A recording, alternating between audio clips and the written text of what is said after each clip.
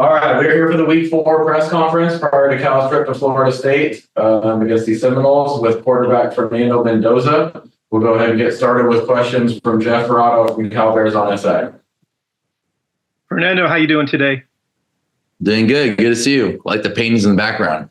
There you go. So, having grown up in Florida, as we've talked about, you obviously followed Florida State to some degree, even if Miami was perhaps your hometown favorite. And then seeing how great they were last year, winning their first 13 games, what do you make of where they are now and how good of a team they are or aren't after an 0-3 start? What team do you think you'll see on Saturday night? Yeah, so as you stated, I've grown up watching Florida State, keeping up throughout their glory days with Jameis Winston and all those other great quarterbacks and other great teams with, hometown players from Miami, such as Dalvin Cook, running the table over there. So I've been following Florida State football for a while now. And like you said, last year they won 13 games, which is pretty incredible. That's a feat that not many teams can do. And although Florida State has an 0-3 start, and a lot of people might be ragging on them in social media and whatsoever, they're still a really good team. They're a really good team. They have a really good defense. And that's something that our offense, we're putting all our focus towards, because all these games, Coach Wilcox said they could easily be 3-0 right now. And that's something that myself, the offense, and the team truly believes. So we have a tough matchup Saturday, defensive-wise, and we're ready to get after them. What is your family and friends on the ground in Florida? What are they telling you about how this game should go? I don't really talk to them. I actually really don't really talk to my friends or family about how the game should go, which is kind of, in a way, in a way, it's a little bit of separating like work from family, because in an essence, this is my work, and it's a little. Like Joe Burrow, I think that he had a clip of him. I forgot if it was on a podcast or a show or whatsoever, but he was saying that 48 hours before the game, he doesn't really talk to his family just to get focused and dialed in. So evidently my family and all my friends are rooting for the Golden Bears to win. But at the same token, a lot of them aren't giving me game predictions or how the game should go or how many touchdowns I should throw or anything like that. So, but they all wish me good luck, which is very valuable to myself. Very good, Fernando. Thank you. Thank you. All right, next question will be from Ben Ross at Crown 4. Hey, Fernando, obviously it's still early in the season, but I'm curious what the excitement level is like right now on campus, with your teammates at practice, but also going to class. Off to a 3-0 start for the first time in 5 years. What's the excitement level right now in Berkeley? Thank you, Mr. Ross, for the great question. So things have definitely been more exciting this year than the past years. People are excited about the Golden Bears on campus. People on the team are, I would say, very excited. People outside the building, such as friends, families, acquaintances, cousins, everybody that you can imagine, they're all very excited. However, we need to make it our focus on one game at a time. None of this 3-0, all that stuff doesn't matter if we don't win this next one. So we got to keep on going game by game by game. And that's how we could end up, who knows, 6-0, 7-0, if we really keep on our detailed focus and keep it game by game by game. Because there's not a game on the schedule that we cannot win, but there's many tough games on the schedule.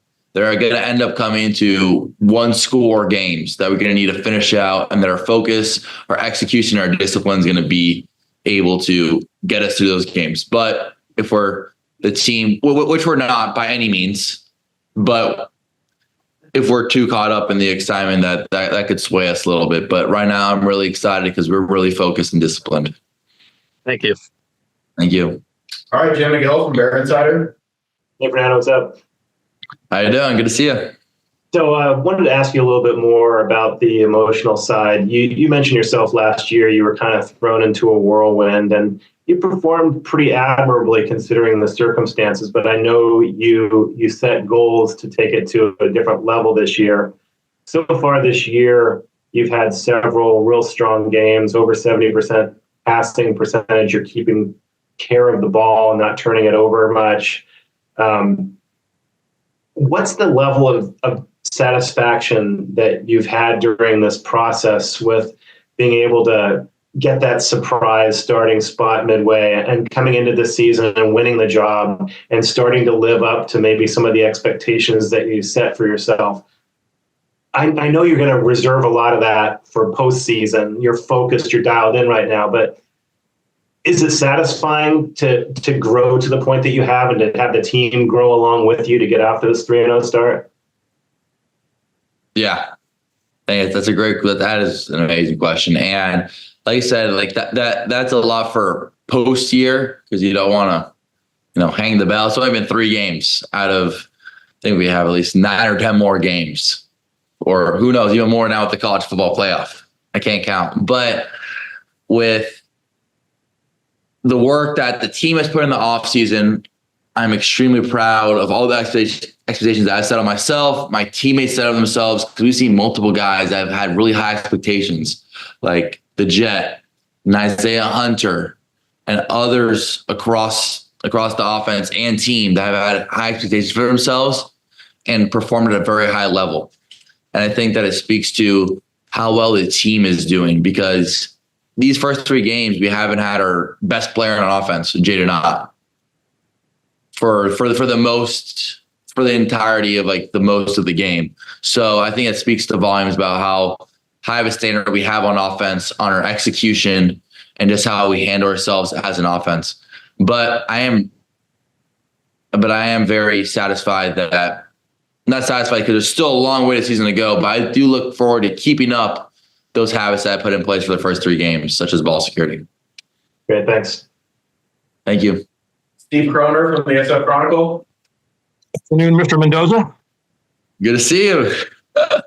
Good to see you. I'm going to assume that it was your class with Professor Ross where you got at least the ovation from him and some of some of the students the previous week after beating Auburn, that you didn't get it this week. Some might call you a reporter. That's a pretty good guess. Okay. That was class. Go ahead. But I want to take that a step further. In a sense, isn't that the reception you would want to get, that you don't need to get a standing ovation after every win because your peers, your professors, your fellow students expect you to come back with a win? Is that fair? Yes, that is the expectation. And although that the story was nice, we came into class this past Monday, and there was Professor Ross. For one of the ones that know him, he's an amazing professor, likes to joke with students, and because none of the people in his class get really butthurt. But it was one thing that he has this slide on this short history of America presentation, and it's talking about winners and losers of just some parts of American history. And it usually has Cal football on the loser side because we haven't started 3-0 since a while. So it was cool to see us like on that winners column. However, that should be the expectation for Cal football. And it gives me a little bit, and the other football players in my class, Sebastian Sweeney, and I know the team, a little bit of fire as seeing that's how people regard Cal football, or they have regarded them in the past. And now that we're 3-0, something that we honestly should have been, it's getting I want to say a little bit of an overreaction because we love all our fans and everybody, but we see what we've been in the past. And we want to smash that stereotype. Good luck. Thank you. All right, Cody Henderson from the League Miners. Hey, Fernando, can you just talk about Corey Dyches and getting him involved on Saturday night? And even though he had that drop late in the game, did you say anything to him after that? Yeah, so Corey did a great job last Saturday. Jack Andrees, our lieutenant, also did a great job. They're they're both a really good tight end duo. We had Jack pick up a couple key first downs there, and we had Corey with also a couple key first downs and a couple deeper catches. Yeah, and like you said, Corey had a couple of nice catches along with Jack, and that tight end room is really evolving. Corey had the nice touchdown, and although there was a pass that was dropped at the end of the game, Corey and I, we had good timing on the route and throw. We had a good sense of where each other, the timing of it and the anticipation of all of it. And that's what I told him. Like, after that's all that matters. Like, at the end of the day, we're 3-0. And that one catch, that one stat that could have been a couple yards, it didn't change the outcome of the game. So rather that happened there than in another key instance. But I mean, Corey's somebody who's already really disciplined, and sometimes can be a little too disciplined on himself. So that's something that, I mean, I told him I'm going to keep on going back to him no matter what. So, I mean, I trust Corey. I trust all the tight ends. I trust Jack. I can just go over all the tight ends, but I trust all the tight ends. So knowing that, I mean, no one wants to drop a ball. Same way I don't want to miss a throw, or I don't mean to miss a throw. So I know Corey really wanted it, but Corey's a great kid, hard worker, and we have great chemistry along with other tight ends such as Jack. So looking forward to getting the ball more and more this season. Thanks, Fernando. All right, we'll go to Matt Moreno from Rivals. Fernando, what would high school senior Fernando have thought of taking an undefeated Cal team into Florida State for an ACC game? He wouldn't have believed you. High school senior Fernando would be like, "Oh, I thought we were going to Yale, playing the Ivy League." So it's definitely cool to be able to go to Florida State. And although a lot of people have a negative sentiment towards Florida State right now, they're still a really great football team, and I would say probably the best defense that we've played or we're going to play this season so far. So it's gonna be a tough matchup for us, but we're looking forward to executing our job. But like you said, high school Fernando, I mean, he would have been. I'm at a loss of words right now because that's what high school Fernando would have been. It would have been a loss for words. But it's great, and with the luxury of going 3-0, this means we got to keep it up and even amp up my focus, amp up my work ethic, and amp up the energy in practice to be able to go 3-0, which could flip into 6-0, which could flip into more and more and more. And just in terms of, making a long road trip, how much did it help, or do you think it'll help, having had the experience a couple weeks ago, going to Auburn, making that trip? It's not something new. You guys are able to get the win, but you know what the travel is going to be like. You know kind of what to expect throughout the week. Yeah. Luckily for us, being on the West Coast, it's actually easier on the way out there. However, it is tougher on the way back just because of the time change and how the time ends up working out. So it is good to get that experience. We had that experience last year in North Texas and the year prior at Notre Dame. But it's always good. I mean, our administration does a great job of getting us out there a day early. So we'll end up leaving on Thursday. And so we have the whole day Friday to adjust. And then Saturday we play the game. So it's all a really good travel regimen. And we know that no matter the travel, we're all there to play football. And that's what we're going to do. Thanks. Thank you. All right, back to Jeff Rotto.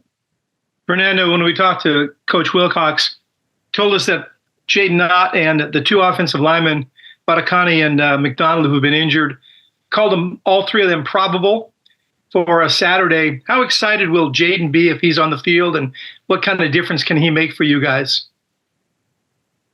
Jaden will be very, very excited. Jaden will be very excited as all of us in the facility know how anxious he is to get out there and be able to show what he can do and show that he's the best running back in the ACC, which I believe he is. However, we also have a really, really strong running back that's playing really well right now with Jet, Callaway, Byron Cardwell, Jamal Wiley, DTC, and Jaden Parker. I mean, I can just go on and on about all those guys. So we have a really strong running back room, but Jaden, I think that he could elevate the game, and not only as a player but also as a leader on the field. And that's someone we're really looking forward to having back, along with the two linemen, McDonald and and Vati. So we're looking forward to all those guys being back and really excited for them to join us.